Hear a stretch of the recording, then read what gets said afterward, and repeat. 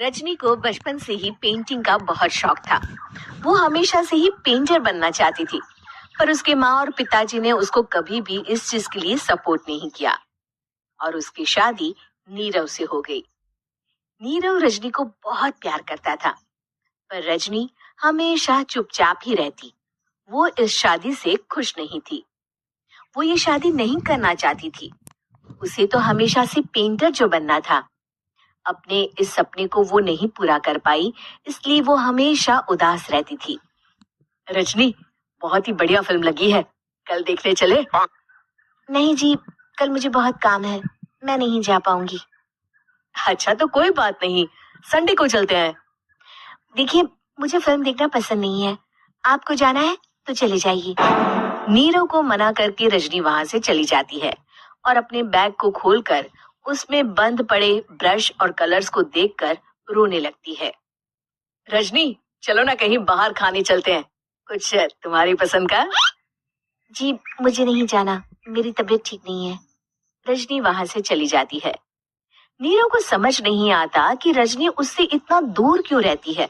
वो जब भी उसके साथ वक्त बिताना चाहता है, रजनी कोई ना कोई बहाना बना देती है।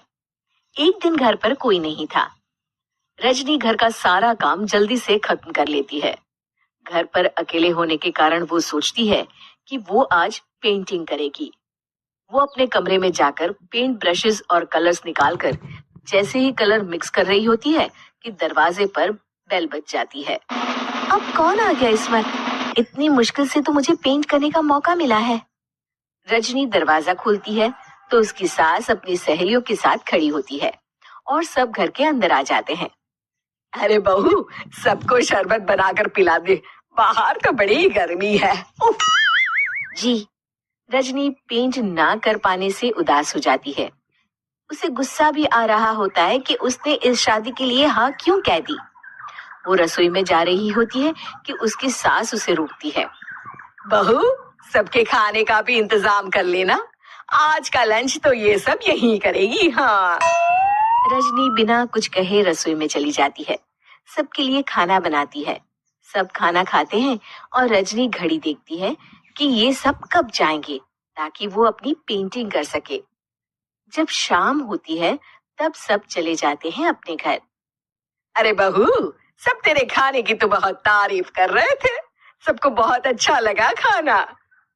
आपको मुझे सुबह बताना चाहिए था ना कि आपकी सहेलियां आ रही हैं। पता भी है कितना वक्त लगा सारा खाना बनाने में। अरे बहू, तू ऐसे कैसे बात कर रही है मुझसे?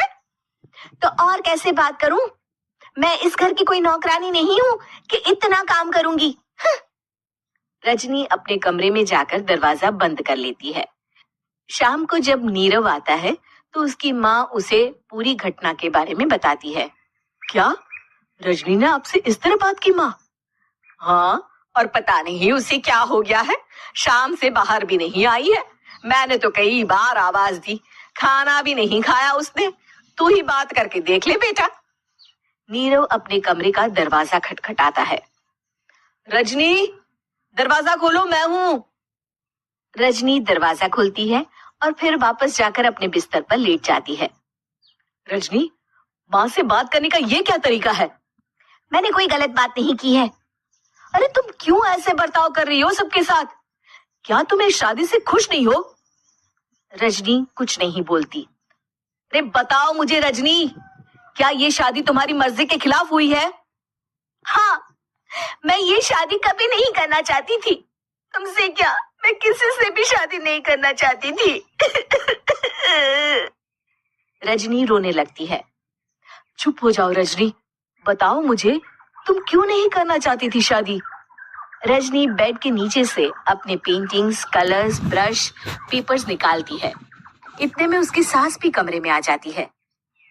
ये देख रहे हो, ये थे मेरे सपने।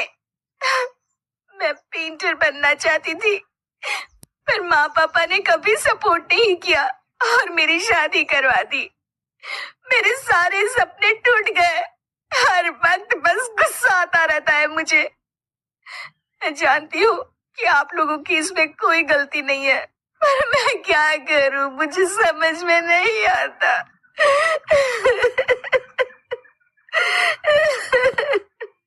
रजनी फूट फूट कर रोने लगती है। मुझे माफ कर दीजिए, आप दोनों के साथ मैं बहुत बुरा बर्ताव कर रही हूँ। अरे रजनी बेटा, चुप हो जाओ तुम। नीरव पानी लेकर आता है। ये लो पानी पियो और शांत हो जाओ। रजनी पानी पीती है और उसकी सास पेंटिंग्स देख रही होती है। अरे नीरव, हमें तो पता ही नहीं था कि हमारी बहू कलाकार है। अरे कितनी अच्छी पेंटिंग्स बनाई है, देखो तो। ये वाली तो मैं अपने कमरे में ले जाऊंगी। आपको ये पेंटिंग्स अच्छी लगी? अच्छी नहीं, बहुत अच्छी लगी। और तुमने हमें बताया क्यों नहीं? तुम जब चाहे पेंटिंग कर सकती हो रजनी। हम तुम्हारे सपनों को पूरा करने में तुम्हारा पूरा साथ देंगे। हाँ बेटा, हम कला की कद्र करते हैं। हम कलाकार तो नहीं, पर मुझे गर्व है